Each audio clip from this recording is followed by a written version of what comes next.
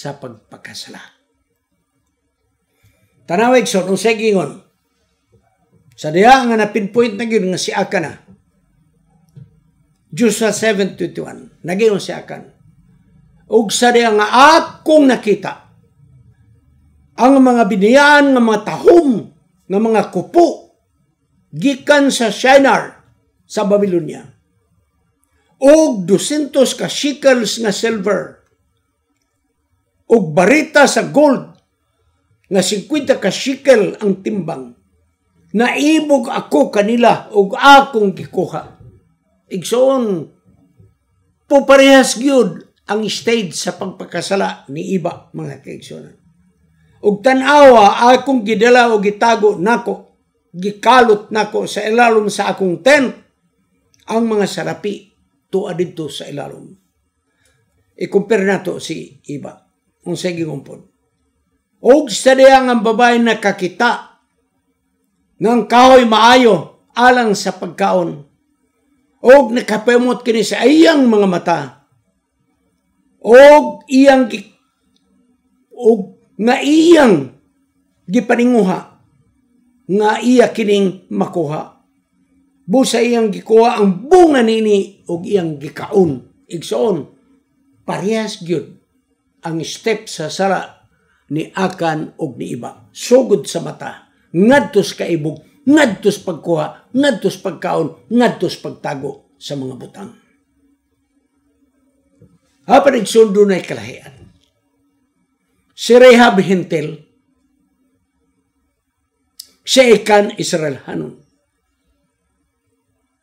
Si Rahab iyang gitago ang mga espiya dito sa atop sa iyang balay. Og unya, sa eksakto nga panahon iyang gipalayas. Si Akan, mga kaigsunan, iyang gikuha katong mga butang nga gipangbiyaan sa ilang kaaway, og iyang gidala, og iyang gikalot, o gitago dito sa iyang tent, igsoon. Lahi, niya Hintil igsoon, iyang gidala, ang katong mga espiya, gitago niya. Gikan sa kaaway, o niya iyang gipaiskapo. Si Kanigson, gitago ang mga butang, wala gitugan. Si Rahab may dako nga kontribusyon sa kadaugan sa Israel batok sa Jericho. Apan si Akan, mao'y dakong hinungdan ngano nga napilde sila sa AI. Nindot kayo nga komparison, di ba? Ang kapildihan sa Israel, nahitabo kini sa unang pag-atake nila sa AI, apan sa ilang kapildihan, nabatnan nila ang oportunidad nga ang Diyos maghatag og bagong estratehiya kung saan nag-atake ang AI. Busa ang Diyos nagiyak ang Joshua. 30,000 ka mga tao gitago ni Joshua sa kalasangan, dool-dool sa AI. Ugo niya si Joshua kauban sa pipila ka mga sundalo nagkampo dool sa AI kanang makita gyud. Murag gipaon ba? Gipaon sila. Pagkakita nila sa mga taga-AI nga niyay mga sundalo nga mga Israelan katumpundok ni Joshua. Giatake nila mga kaigsoon. Og misinggit ang hari, mga tao atong gukdon sila. So ang tanang mga tao syudad, mikuyog sa mga sundalo, gigukod nila mga kaigsunan. Si Joshua ang niya masakop. Dayon si Joshua, mi atras, mi retreat, mi sunod ang mga taga-AI pagsunod nila. Dito giambus sila sa 30,000 ka mga sundalo ni Joshua. Estratehiya igsoon. Napildi ang iyay, gipamatay ang mga kaaway, o kunya gisunog ang syudad sa mga Israelan, o nadakpan mga kaigsonan ang mga hari sa iyay. Dayong gisilutan o gibitay sa kahoy, mga kaigsonan. Igsoon, niya kong kalahian. Sa unang atake nila sa iyay na giyon Diyos, ayaw mo pagdalag mga butang nga biniyaan sa inyong kaaway. Apan kining ikaduha igsoon, kining ikaduhang atake nga ang Diyos mo ay nagmando kanila sa estratehiya. Napildi ang iay, ang Diyos nagsugo nila. Dadaan ninyo, unsay madala ninyo nga mga butang. Igsoon, naay mga instruction sa Diyos nga maglibog ta. Gidili ang pagdala sa mga butang nga biniyaan sa unang atake. Sa ikaduha, gitugot na, dadaan ninyo. So, di ta mag-question kay ang Diyos, dunay panglantaw kaysa ato mga kaigsunan. Busang kadaugan sa AI, nagapadayag nga ang giya sa Diyos gikinahanglan. Di kay dasmag kidasmag sa unang atake nila, why like kukonsulta sa Diyos. Kaya ang ilang kapildihan, nagapakita nga ang Israel sobra pagsalig sa ilang kagalingon. Paniining panahon nga ikadawang pag-atake, nagapadayag nga ang Diyos, kung sila lamang musalig, may kadaugan. Kining mga pagano nga mga nasod diya sa Kanaan o silingan sa Kanaan, nataga nagtaas higayon sa Ginoo. Nga kadtong mga milagro, kadtong mga talagsaon nga panghitabo, pabor sa Israel, makaamgo na unta sila. Sama kang Rehab, nga nakasabot si Rehab, nga dili tao-tao ng Diyos sa Israel. Panigsoon, nagdumili ang mga hintil ng mga ginharian.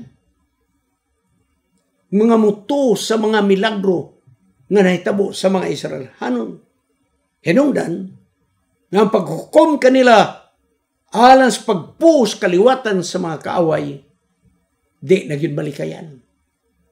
Di naging malikayan ang paghukumbatok kanila. Si Joshua igsoon gipenumduman, nagpenumdum sa Israel. Sa mga kasakit nga nahitabo sa unang panahon. Ang reklamo sa ilang mga ginikanan mao kini.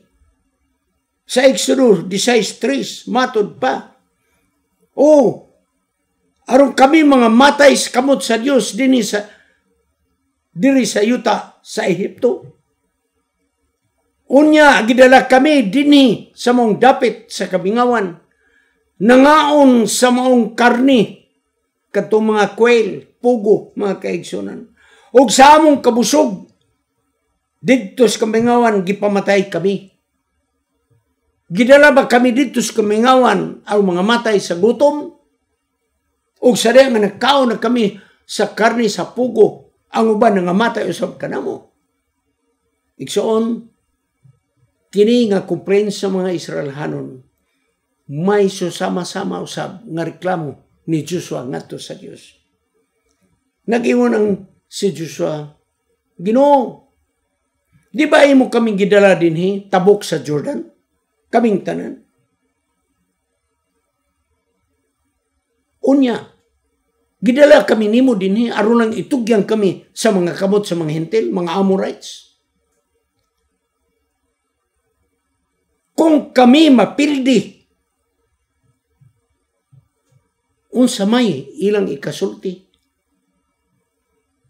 Kontento na ba may mupuyo sa di mi mutabok sa Jordan sa pikas nga tampi dito na untami? Papanimong gidala kami dinhi pagtabok. Busas Diyos sa mga kaigsunan, nag-ingon sa Diyos, kung kami mapildi nining kaaway, ang integridad sa among Diyos, mawala ang integridad sa mata sa mga hintil. Ug niya mosamot ang ilang pagdaog-daog kanamo, kaya ang among Diyos wala magkapanalipod. So Ginoo, mutugot ba ikaw? Nga kini mga tawhana, makapildi kanamo. Tanawa, Joshua 7:9. Kung kining mga taga-Kanaan nga nagpuyo dining yuta magkadungog, o kami pagalibutan nila, o kami mawala nining yuta, nganon sa may ilang ikaingon sa dako nimong ngalan. Buti pasabot kung imo kaming itugyan nga mga matay sa kamot sa mga kaaway, biyay-biyayon sa mga hintil ang imong ngalan o Diyos. Kung ang Diyos mutugot sa kapilian sa Israel, makapasamot sa kaisog sa mga taga-Kanaan. Parang Diyos nagagiya sa mga Israelhanon. Di kamo na ko itugyan. Tuo lang mo na ko. Sundalan ninyo ang akong mga kasuguan. Kay kung kamo magmatinumanon o mapanalipdan, kining mga taong mga hintil, makakita sila, giunsa ikaw nako kamo pag-amuma, sama sa pagdawat ni Rahab sa Dios nga matuod. Sa lain nga pagkasulti, ang katuyon sa mga Hebreo mga kaigsoon mo, ang pagkuha sa yuta, mao kini ang dako nga prinsipyo nga may kalabutan. Nga diay ang pagkuha nila sa yuta, nakataya ang integridad, kadungganan sa Dios nga gilagaran sa mga Israelhanon. Ug ang ilang paglao mga kaigsunan, ang Dios lamang. Sama sa mga pagano, kung muto ang mga pagano sa Dios sa Israel, may kaayuhan nga ilang madawat. Si Ellen White, ano na yung mga punto nga gusto na itong pagtagad. Ang magkamatay nga sala, nga naghatod kang ekan, ngadto sa kalaglagan, gikan kini sa gamot, sa pangibog, covetousness. Ang kaibog igsuon, ang kasina, mo'y nagtulod kang ikan pagkuha sa mga butang. Kay kining kasina, mo kinang common na hinungdan sa pagpakasala sa tao. Sikan ni angkon sa ang sala. Apa ni angkon sa di ang olahin ang tanan. Pag nakita niya nga di nagi siya makabalibad, una pa siya misugid. Kita mo na igsoon? Sa diya nga wapag matumbok kung kinsa, hilom-hilom lang siya. Pero pag nakita niya igsoon nga, wala gilan siya na, una pa siya mitugan. Buos sa mga kaigsunan na, ang iyang pagsugid, wa na'y pulos. Iya ba yung nakita? Nga ang mga sundalo sa Israel, napilde tungod niya. Iya na yung nasabtan. Apan wala gyud siya moadto ni Joshua mingon, Joshua, akong hinungdan sa kapildihan. Wala. Nakita niya si Joshua agong mga elders sa tribo, nihapa na sa yuta. Nangutana na sa ginungano nga sila napildi. Kiniuntang higayon moadto na unta si Joshua, si Ikan. Joshua, ako ang nagkasala ni. Apan wala, naghilom na siya, mga kaigsunan.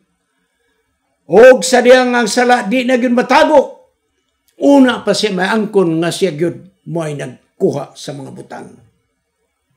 Sa makadaghan, mabaya po niya ang atong ginabuhat. Og di ta maipit igsoon, di gyud ta mo sugid. Og di ka takastiguhon sa atong Dios, di gyud ta mo sugid sa atong mga sala. Og di ta badlungon sa mga katalagman, di ta muundang sa pagtago-tago sa pagpakasala. Mga kaigsonan, seikan unta dapat, nagyong si Ellen White, nagsugid na sa sinugdan. Sawa pa ma-identified na siya. Kayang silot, dili unta, may adto kaniya. Parang pagsugid, ulahin na ang tanan, nagpakita igsoon nga ang silot ang ngayang kaniya. Kay walay tininod na paghinulsol niya sa iyang sala. Wala kini nakapausab siyang katuyan sa daw tanihang katuyuan. Karon mo atuta sa pagsipong na, pagsumada. Sa makadaghan, malisod na to sabton. Nganong ang sala sa katao, makaangin man o kalaglagan sa tibok nga nasod. Si Akan Ramay nakasala, tibok nga nasod, napildi. Labaw sa tanan, ang malisod na to sabton, si Akan Ramay nagkawat sa mga butang, mo'y nagtago. Parang silutigson, apil ang mga anak, apil ang helper, apil ang mga dangke, igsoon. Gibato o gisunog ang iyang tent. Abi ninyo, malisod na to na sabton. Malisod yun na to sabton. Bisan ako igsoon, daghang mga bagong insights nga ako nakuha sa atong leksyon karon. Kini nagapakita lamang igsoon nga diay kung corporate body mga kaigsunan. O ganoon ay nagkasala nga membro sa corporate body mga kaigsunan. Maangin ang corporate body. Ang Israel mo ang corporate body ni adtong panahon na. Ang Israel mo nakigsaad sa Dios. O ang Dios mo nakigsaad sa corporate body nga mo ang Israel. Sa atong kapanahon ng karon. Sa diya nga nasakop kita sa iglesia, ang atong iglesia mo'y corporate body, kita mo'y nakigsaad nga to sa Diyos. Ang atong iglesia, corporate body, mo'y nakigsaad sa Diyos nga atong tumanon ang iyang mga kasuguan. Busa, kung adunay makasara, membro sa corporate body, dili lamang siya mo'y mag-anto siyang binuhatan, apan ang corporate body, mapiktuhan mga kaigsunan. Nga naman, unang Korinto 12:26, naging sa Apostol Pablo ng iglesia sama sa lawas. Nagkalaylay mga bahin, mata, ulo, excuse me, kamot, uguban pa. Lahilay function apang kaalan sa kayo sa tibok ng lawas. O ngayon, Apostol Pablo, kung ang usa ka membro mag-antos, ang tibok ng membro mag-antos usab. Kung ang usa ka membro mapasilunggan, ang tanan maghimaya sa kalipay. Tinuod ba ang mga kaigsunan? May board top notcher na to igsoon sa Montevideo College. Sa nursing. Number 1. Si Gerard Pilayo. Ni proceed og medicine. Dili na sa Mountain View kay wamte medicine. Di Cebu nagkuha. O kung niya pag-take o board, number 1 lang gihapon, ang tanan igsoon, nalipay, napasidunggan ang atong iglesia. Busa mga kaigsonan, mao ni ang atong iglesia sa corporate body. Gihatagan sa Ginoo gitawag disciplinary power. Gihatagan ang iglesia og disciplinary power. Dili tigula sa iglesia ang gihatagan. Ang iglesia, unsa man ang iglesia, church board. Apan ang church board, ang iyang disciplinary power is recommendatory ngadto sa body. So igsoon, sa laktod nga pagkasulti, ang corporate body ng tibok iglesia mao'y adunay disciplinary power. Nga kung adunay makalapas sa estandarte sa atong iglesia, adunay nagkakaigo nga pahamtang nga silot batok kaniya. Sa maong pagkaagi, sa ikan mga kaigsunan, ingon nga membro sa corporate body nga maong Israel, mahinungdan nga iyang binuhatan, tibok nasod na angin mga kaigsunan.